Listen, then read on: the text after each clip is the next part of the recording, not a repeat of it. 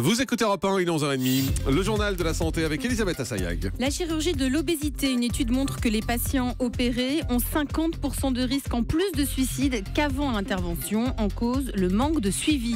La cueillette des champignons fait mal. 721 cas d'intoxication ont été recensés. C'est 44% de plus que l'année dernière à la même époque.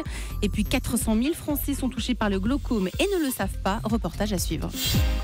Et tout d'abord, donc, ces 400 000 Français qui sont touchés par le glaucome et ne le savent pas. Oui, le glaucome touche plus d'1 million de Français, dont la moitié l'ignorent. Pour éviter cette maladie irréversible, le dépistage précoce est indispensable. C'est la seconde cause de cécité dans le monde. Écoutez ce reportage chez nos confrères de France 2. Patricia Monnier a eu de la chance. Il y a 5 ans, une visite chez l'ophtalmologiste a permis de sauver ses yeux en détectant un glaucome. Pour elle et son compagnon, la vie reprend son cours. J'ai failli il y a 5 ans, tout à fait. J'ai failli il y a 5 ans tomber aveugle et d'où le dépistage est important de le faire tous les ans. Ce dépistage consiste pour tous les patients à mesurer la tension dans l'œil. Essentiel, car le glaucome est une maladie indolore qui rend aveugle lorsqu'elle n'est pas soignée.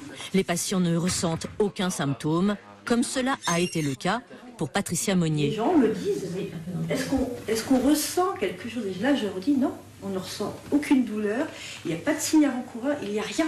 Lorsque le diagnostic est plus tardif, on opère les patients avec ces nouveaux lasers ultrasons pour corriger l'intérieur de l'œil. Ces instruments soignent cette maladie, la plupart du temps héréditaire. C'est le cas de cette patiente dont la mère était atteinte, ainsi que l'un des enfants. J'ai 2 filles, une qui n'a rien et l'autre qui a un glaucome aussi, qui a été opérée tout de suite. Quel âge a-t-elle ? Elle avait 25 ans. Lorsqu'il y a des antécédents familiaux de glaucome dans la famille, il est important de faire un dépistage, on peut dire entre guillemets, quel que soit l'âge. Dans cet institut, 800 patients sont opérés chaque année. En France, 400 000 personnes seraient atteintes d'un glaucome sans le savoir. On l'a appris il y a quelques minutes, il y a du nouveau dans l'affaire Vincent Lambert. Oui, le tribunal administratif de Châlons-Champagne vient de rendre sa décision. Il rejette les demandes d'arrêt des traitements. C'est une énième décision. C'est le rejet de la requête de François Lambert, le neveu de Vincent. De leur côté, les parents réclament le transfert de Vincent vers un autre établissement parce qu'ils sont persuadés que la situation médicale a évolué. Une étude vient de montrer que la chirurgie gastrique présente un risque accru de suicide chez les obèses. C'est une étude publiée dans une revue médicale américaine. Des scientifiques ont épluché les dossiers médicaux de 8815 patients canadiens suivis pendant 6 ans, 3 ans avant l'intervention et 3 ans après. Dans ce groupe, 111 personnes ont été prises en charge aux urgences pour 158 tentatives de suicide au total. Les scientifiques ont mis en lumière qu'un tiers avait eu lieu avant l'intervention et les 2 tiers dans les 3 ans. Donc un accroissement de 50% du risque. Ils ont souligné que les tentatives de suicide se sont produites pour la plupart entre la 2e et 3e année après l'opération. Résultat, il faut un suivi plus long de ces patients, ont conclu les chercheurs, et ne pas les lâcher dans la nature une fois l'opération passée.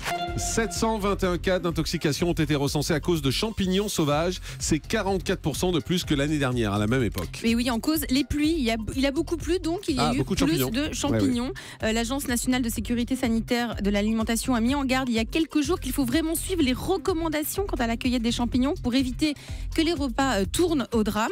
Ne pas les ramasser si vous avez le moindre doute. Déposer les champignons dans un carton, dans une caisse, mais jamais dans un plastique. Ça accélère le pourrissement. Se laver les mains après la récolte et les consommer en quantité raisonnable. Ne jamais les consommer crus. C'est la semaine des salons zen à Nantes et à Paris. Il y a un nouveau type de yoga qui est mis en avant. Oui, le yoga du rire. Est-ce que vous connaissez ? Pas du tout. Eh bien, rire même sans raison, il paraît que c'est bon pour la santé. Le rire a plusieurs vertus. Il permet d'atténuer les effets négatifs du stress. Il renforce le système immunitaire. La digestion est améliorée. Une séance de yoga du rire ne consiste pas à rire pendant 1 heure. Il y a des exercices d'étirement, d'échauffement, de rire, de respiration profonde, de relaxation. On enchaîne des mouvements de rire et de respiration avec une petite série de ho ho ho, ah ah ah. Et on a besoin de rire 10 à 15 minutes par jour en continu pour que notre corps ressente les bienfaits. C'est vrai que ça fait rire. Les ho, ho, ho. Exactement. La solution, c'est d'écouter Europe 1 également, de 9h à midi, oui. le grand direct. Nous, on se marre beaucoup. Et Nicolas Canteloup aussi. Et c'est pour ça qu'on est en forme. Et Nicolas Canteloup, mais c'est avant nous. Voilà, ça commence à 8h45, le rire. Voilà. L'actrice Penélope Cruz va réaliser un documentaire sur les enfants leucémiques. Mon objectif est d'attirer l'attention sur cette question sensible, a déclaré l'actrice. Son premier documentaire en tant que réalisatrice racontera l'histoire l'histoire de plusieurs enfants atteints de leucémie, un cancer du sang, de leurs parents et de leurs médecins. L'actrice joue en ce moment le rôle d'une femme qui lutte contre un cancer du sein dans son dernier film qui s'intitule Mama. Et puis le chiffre du jour, c'est 40.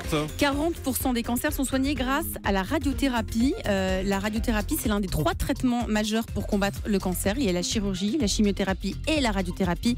Seule ou associée à d'autres traitements, elle vient donc à bout de 4 cancers sur 10. Merci beaucoup Elisabeth Assayag.